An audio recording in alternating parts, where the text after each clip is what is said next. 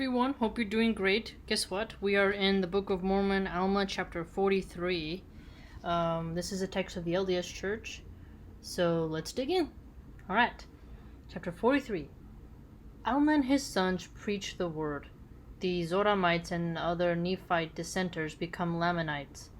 The Lamanites come against the Nephites in war. Moroni arms the Nephites with defensive armor. That dude is on top of the Mormon temples with a trumpet. You'll see it sometimes if you go to Utah. The Lord reveals to Alma the strategy of the Lamanites with the Nephites. Defend their homes, liberties, families, and religion. The armies of Moroni and Lehi surround the Lamanites. Liberties. Notice how it says home, liberty, family. And now it came to pass that the sons of Alma did go forth among the people to declare the word unto them. And Alma also himself could not rest, and he also went forth. Now we shall say no more concerning their preaching, except that they preach the word and the truth, according to the spirit of prophecy and revelation, and they preach after the holy order of God by which they were called.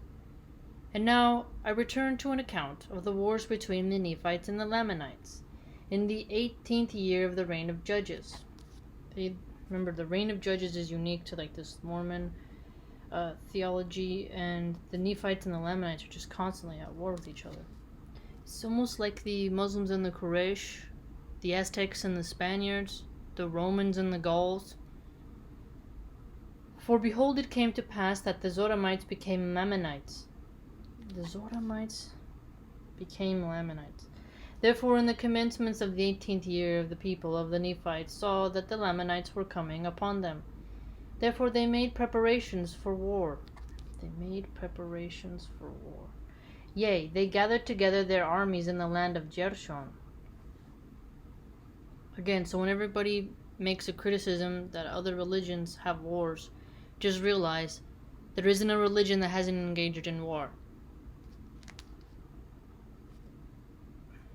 And it came to pass that the Lamanites came with their thousands, and they came into the land of Antionum,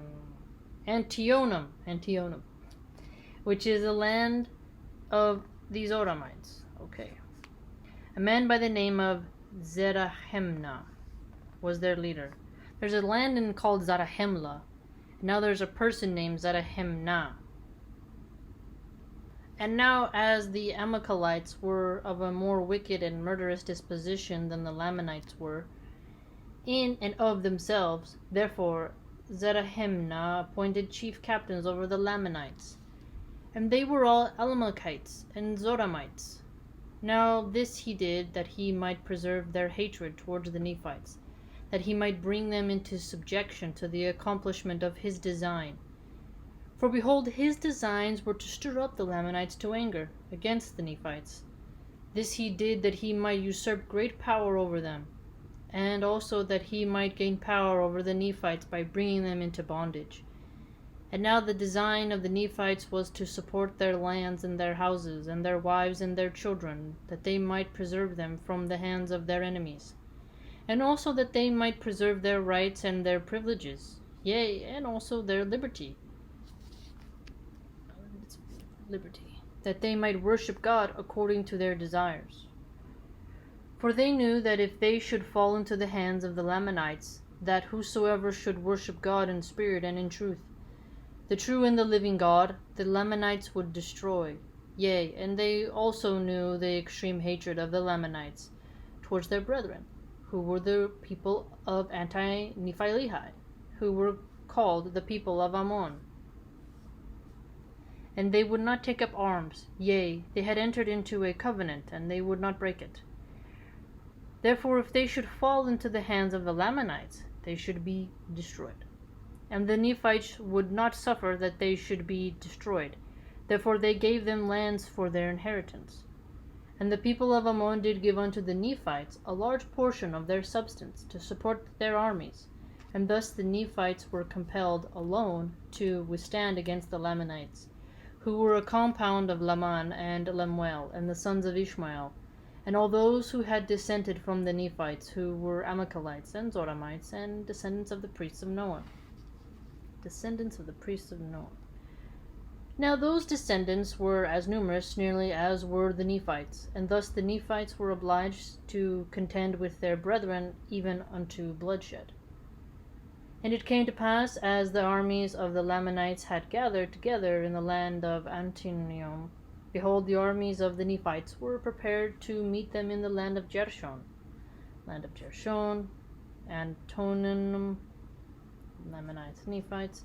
Now the leader of the Nephites, or the man who had been appointed to be the chief captain over the Nephites, now the captain took the command of the armies of the Nephites, and his name was Moroni. Okay, so he, chief captain over the Nephites, is taking the command of the armies. Okay, that's why he's on their temple.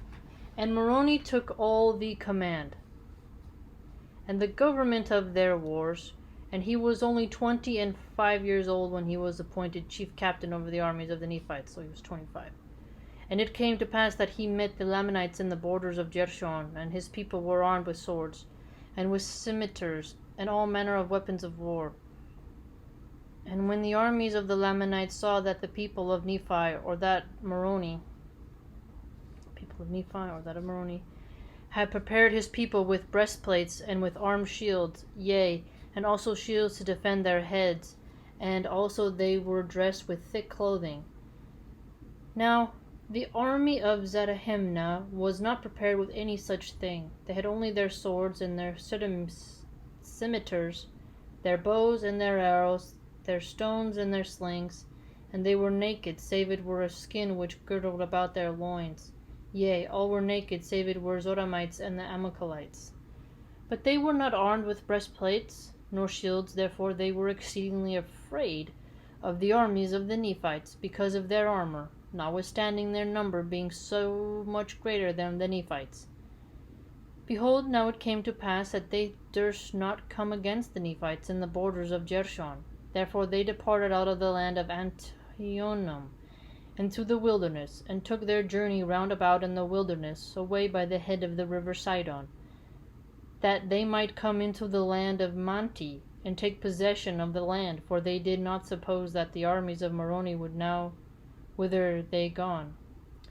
The armies of Moroni would know whither they had gone, where they went. But it came to pass, as soon as they had departed into the wilderness, Moroni sent spies into the wilderness to watch their camp.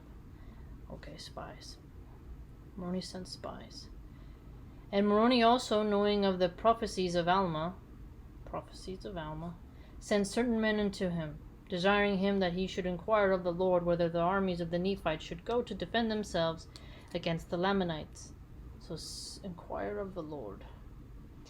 And it came to pass that the word of the Lord came unto Alma, and Alma informed the messengers of Moroni that the armies of the Lamanites were marching round about in the wilderness, and that they might come over into the land of Manti, that they might commence an attack upon the weaker part of the people. And those messengers went and delivered the message unto Moroni. Now Moroni, leaving a part of his army in the land of Jershon, lest by any means a part of the Lamanites should come into the land and take possession of the city, took the remaining part of his army and marched over into the land of Manti.